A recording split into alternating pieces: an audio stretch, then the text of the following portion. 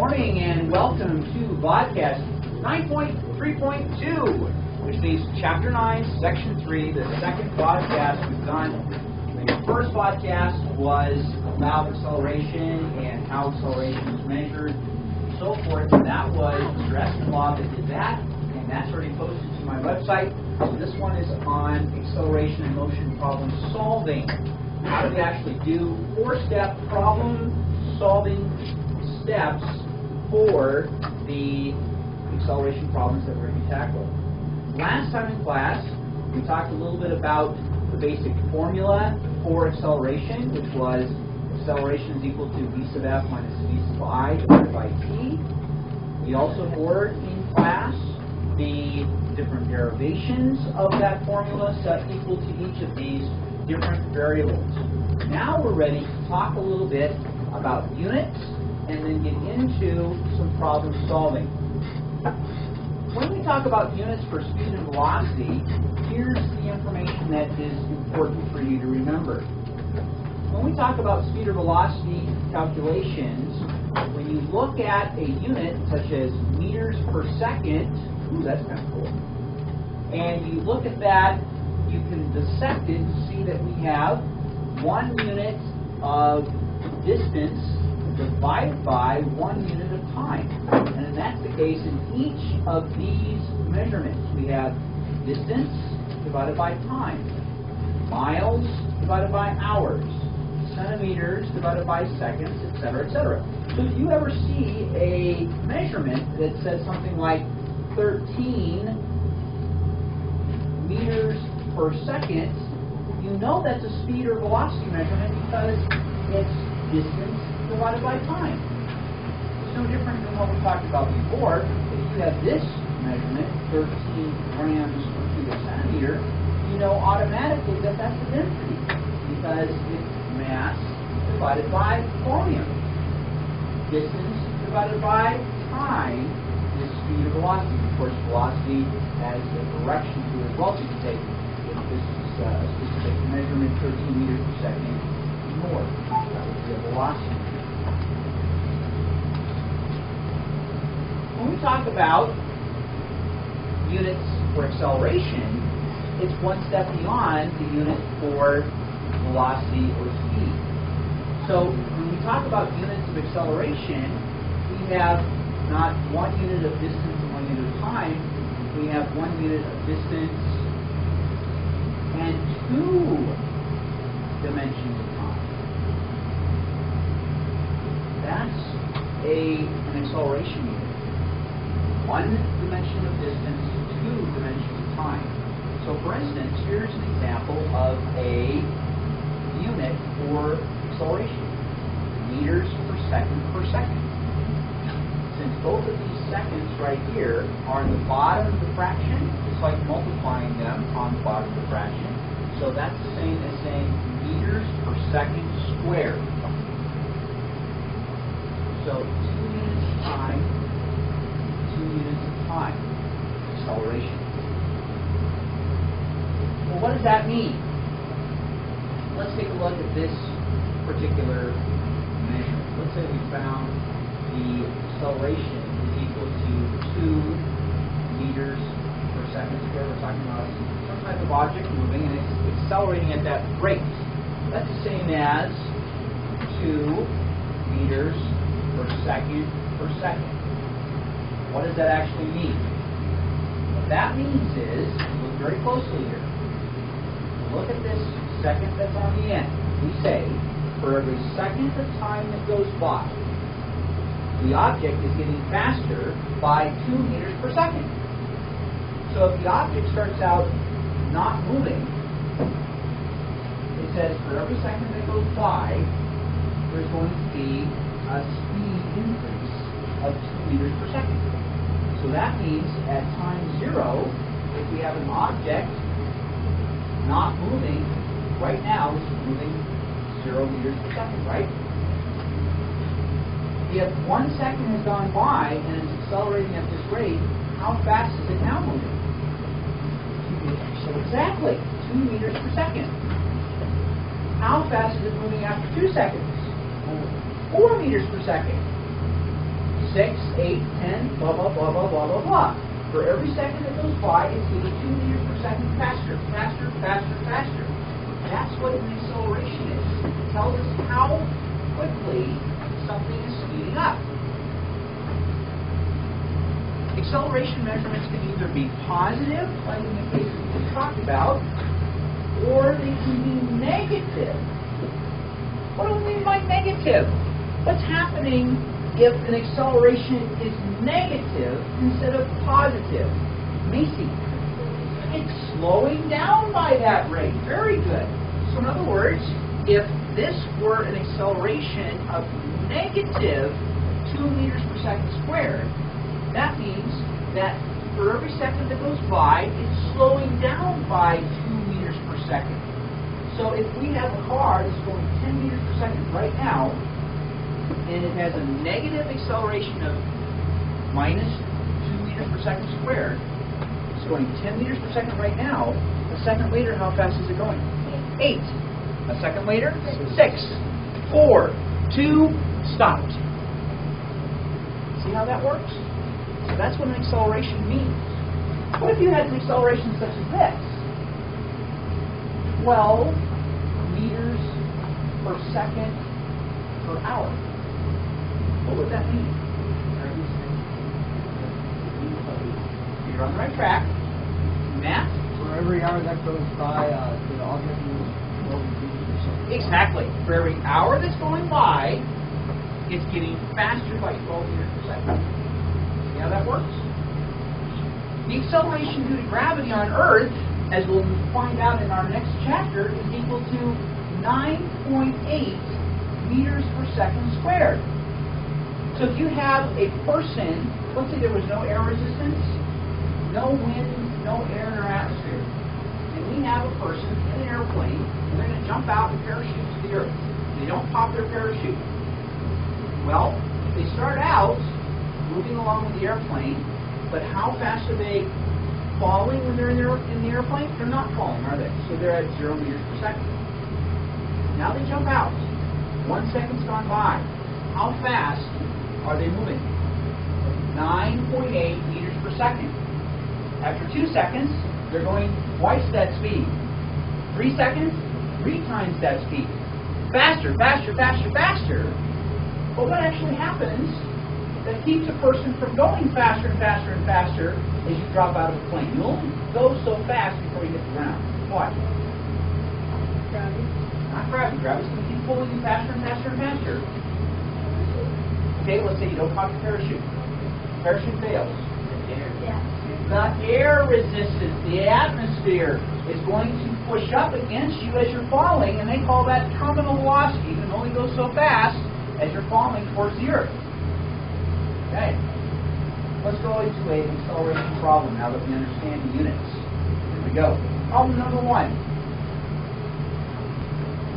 So problem 1 says, as a roller coaster car starts down a slope, its speed is 4 meters per second.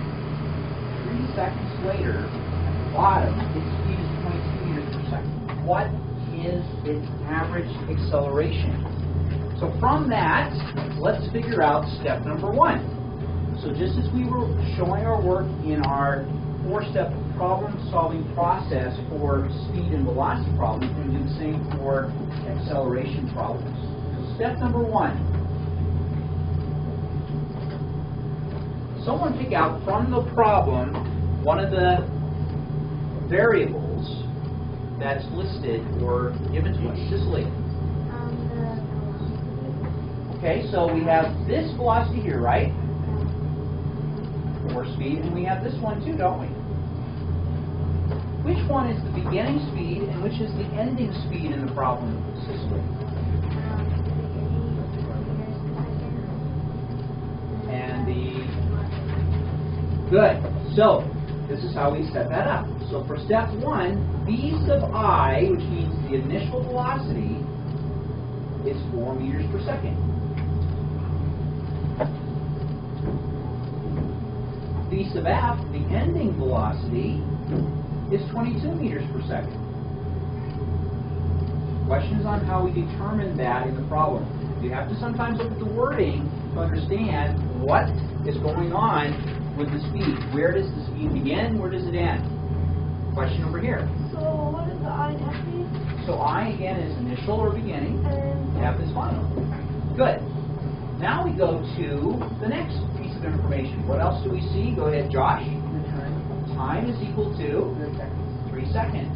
What does that mean? It means it took 3 seconds for the person to go from 4 to 22 meters per second. That's what that means. And we're solving for acceleration. What is the average acceleration? Question, Jace. or I was going to say. Okay, we're going to actually go to another page over here so that we have a little more room to write. Excuse me. Let's take a look now. Any questions on the first step? Here's step number 2 then. Step number 2. Which of the 4 equations that we wrote down last time would we use to solve for our unknown value?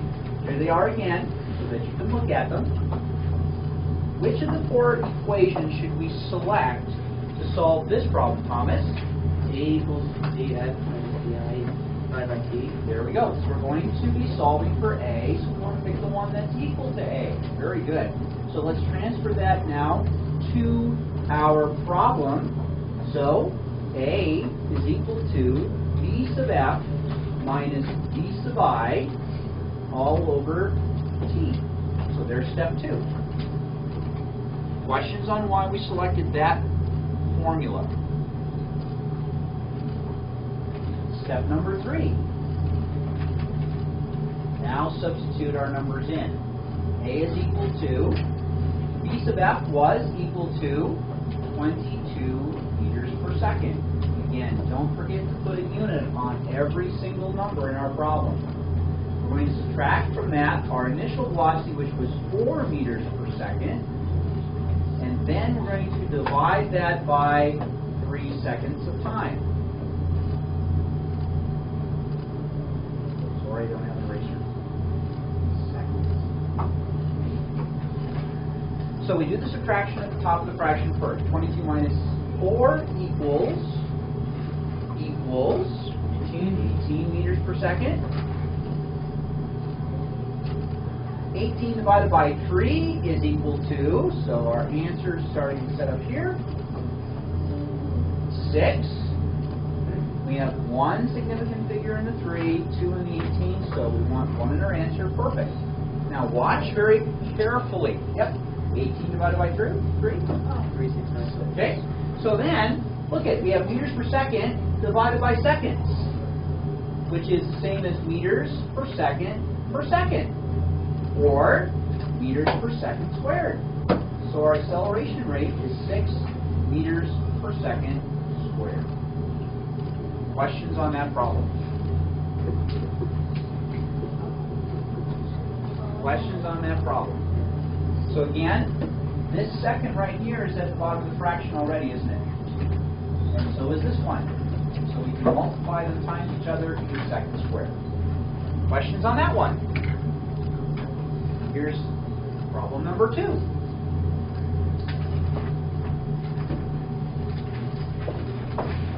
Downhill skier reaches the steepest part of the trail. If her speed at the bottom of the hill is 18 meters per second, what was her beginning speed if it took 3 seconds to reach the bottom? Her average acceleration down the hill is 3 meters per second squared. Want to write that problem down? So in this problem, who can point out one of the variables and assign it to a symbol so that we can then discuss what is in the problem? So let's go to Jace. Can you point out one of the information pieces? Her average acceleration is 3 meters per second. Good. So A is equal to 3 meters per second squared. Very good. Another one. Go ahead, Ryan. EF is equal to. And how do you know that? You're right. Because her speed at the bottom of the hill is 3 seconds. That means the final Right, and we're assuming also that she went down the hill, that she didn't go up the hill backwards or anything like that, that this is the end of her trip down the hill. Good. Another question?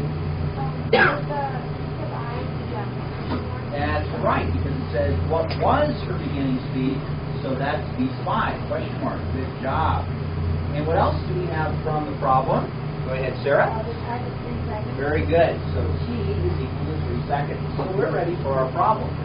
Someone point out to us which of these formulas we should use for solving this, or which of these equations should we use to solve this problem. Let's hear from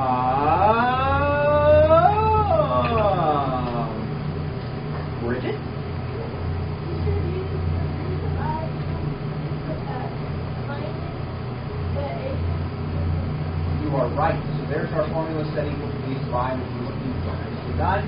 So let's go back and add that to our problem over here. So this is our problem formula that we're going to use.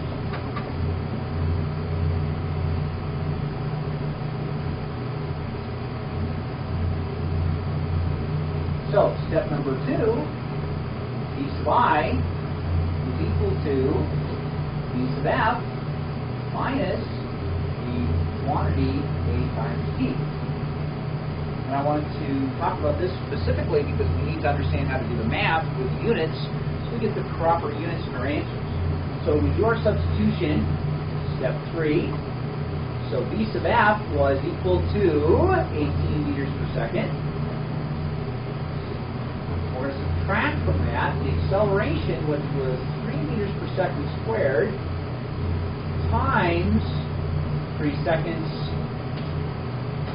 of time. Now, when we do this little problem in the parentheses, we get 9, right? One significant figure, one significant figure, one significant figure. What's our unit? Well, meters don't change, but the seconds do. Look at it. This second is at the top of a fraction. This is at the bottom, these seconds squared. So that cancels out one of those seconds. So what do we get for our unit? Just meters per second. 18 minus 9 equals, so her initial speed was 9 meters per second. She went from 9 meters per second to 18 meters per second in 3 seconds.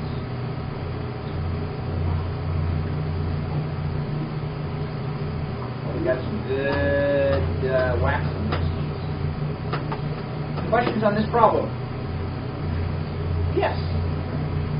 I thought it was 6 meters. Problem number 3. How long did it take a race car driver to accelerate from 0 meters per second to 40 meters per second if his average acceleration is 10 meters per second squared? Right. So let's take a look at the race car problem, number 3, and find out what we did. Someone tell me what variables are which. So, which are the variables in the problem, Mitch? The base of I is 0. Good. So V sub I is our beginning speed, so the car's not moving. Good. And base of F is 40 meters per second. Good. So there's our ending speed, V sub F, 40 meters per second. And the average acceleration is 10 meters per second squared. Very good. So we know the acceleration is 10 meters per second squared. And the time, we don't know. Good. So we're looking for time this time. So we're giving you an opportunity to do that. What's the formula we're going to use for this particular setup? Let's hear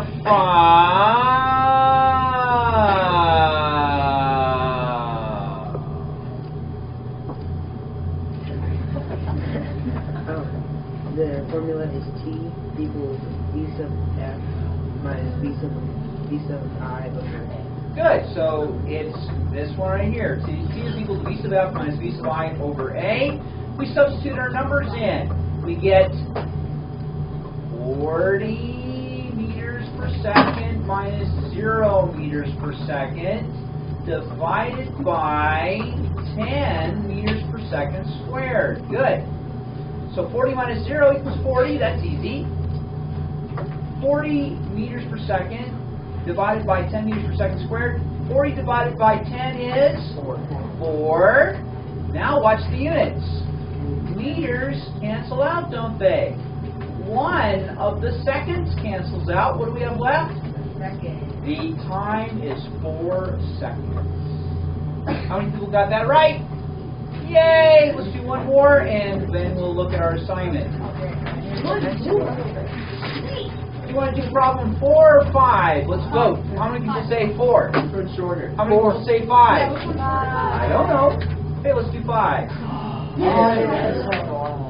You picked wisely. Good job, guys. Go ahead and write down the problem. A truck is braking at a rate of 3 meters per second squared. It takes 8.0 seconds to stop. What was the original speed of the truck before braking? I'll let you write that down and see if you can write down the first couple steps in the problem. Someone tell me what variables we need to put into step number 1. What is one of the variables, Jace? 8 seconds to stop. Okay, so the time is equal to 8 seconds. Very good. And Heather, another one. The V sub F is 0. Ah, because we're going to stop, aren't we? So V sub F is 0 meters per second. Nicely done. Another one. Go ahead, Mr. Cortez. I said the acceleration was 3 meters per second squared. Okay. Slowing down. Okay, you're on the right track. Think a little bit differently outside the box, Kevin. Negative. It's -3 because it's slowing down, isn't it? So A is equal to -3 meters per second squared. Very good, Kevin. And what are we solving for in this case? Josh? Which would be? V sub I. Very good. So we're looking for V sub I as question mark. Nicely done. And our formula for step number 2, Mr. Jeffers? V sub I equals V sub S minus parentheses A times C. Very good. Okay, and again, we always do this in parentheses first. Step number 3, let's substitute in our information. V sub F is 0 meters per second minus the -3 meters per second squared times 8.0 seconds. Good. So, let's do the math inside of the parentheses first. -3 times 8.0 equals -24, right? But now, we have one significant figure and 2. -20. Right? Because we had one significant figure here, 2 significant figures here. Okay, so now, what happens when we subtract a negative integer? This is, by the way, meters per second at this point because one of the seconds cancels out. What happens when we subtract a negative integer, Cicely? It becomes positive. Our answer is 20 meters per second. How does it come positive? So, see, negative minus, right? See, subtract a negative becomes positive, doesn't it? That's what we got. Yay! There's your 4 example problems. Good luck on your assignment.